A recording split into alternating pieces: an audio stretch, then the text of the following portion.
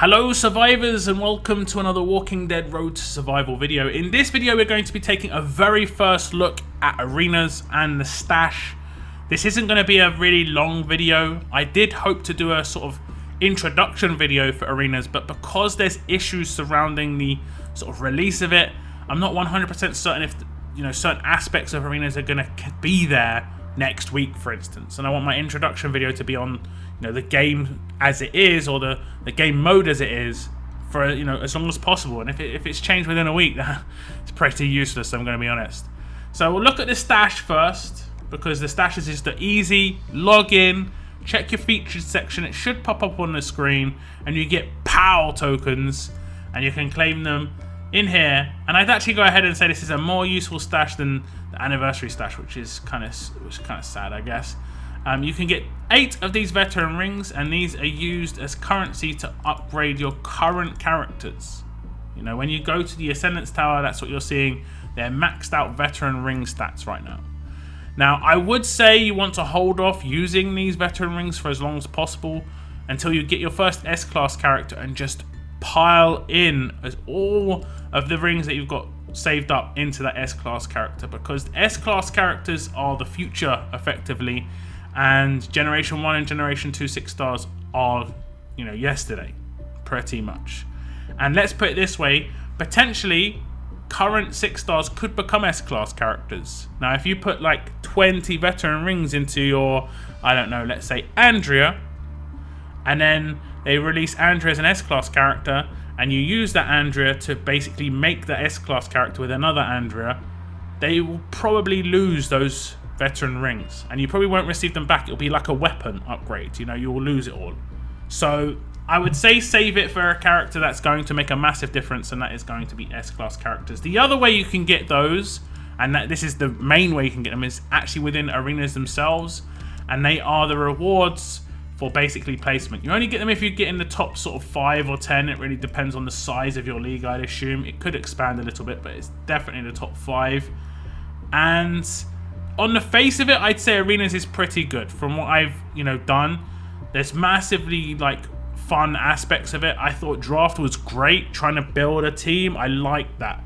I like the fact that it's not massively time consuming. I could just do one attack in a day and still get pretty decent rewards. Now, the thing I don't like is it's completely RNG based in terms of the teams you're going to face.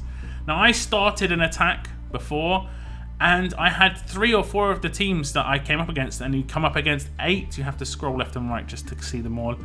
But 3 or 4 of them were giving me less than 1,000 points because they dropped their defense. They kind of messed it all up. And it was just really, really frustrating, if I'm honest, because I'm not making any mistakes. I'm 5-starring every attack. I'm getting the most points I can. I'm doing the attacks in the correct order to get the multiplier, on the highest number. And I'm not getting a high score because someone else is just getting better defenses or better rating defenses. I don't even actually know how it works, because I did do 2 attacks, and the first attack I came up between S6 and S7++, and the second attack I came up against up to S9++, and I got less overall points with 5 stars every fight. So it doesn't even seem to sort of correspond with the S rating of the team. It's just really strange. I'm not really sure what's going on there. I also did have an issue where I did an attack, got my score, then I decided I was going to try and get a better score, got slightly better teams to come up against, and I scored about 450, 500 more points. It took me over 15,000, and when you know it, it actually didn't record my new attack, and it just kept my old attack. So my new attack, which I spent a ticket on, for me it's free because I've received them from my bags, I received them from the free offer that they gave out. But some people are buying tickets, and they're buying something to use and not get any reward, even if they get they roll the dice and get those decent RNG teams come up. It doesn't look like the score's even updating at this point. So a lot of issues around arenas, but I do think it's got really good potential. I think it's very massive variation in how it's going to work. Once, I would say after the first week, if we get confirmation they're not changing things, or if they're going to actually change things, I'll do a bit better introduction video. But this was just the first look at it. I think it's got a good future if they fix it. And it's weird because I'm saying that about Road to Survival as a whole right now. I think Road to Survival has got a good future if they fix the game.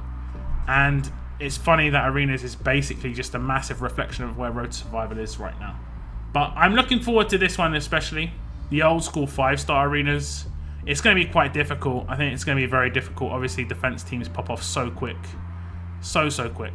What do you think about arenas, guys? I know initially you're going to be like, it was bugged, it is buggy. But just try and look at a lot of the other things as well. Like, how much did you enjoy doing draft? Did you actually enjoy the process of getting your team and yet how, you know, you're attacking? You're playing with characters that you don't normally use. I was playing with like 3 or 4, I think an entire 5-man team at one point of characters that I don't have on my roster. So it was just fun, if I'm honest. But that's the end of my video. Thank you very much for tuning in. And as always, keep on surviving, guys. Keep on surviving.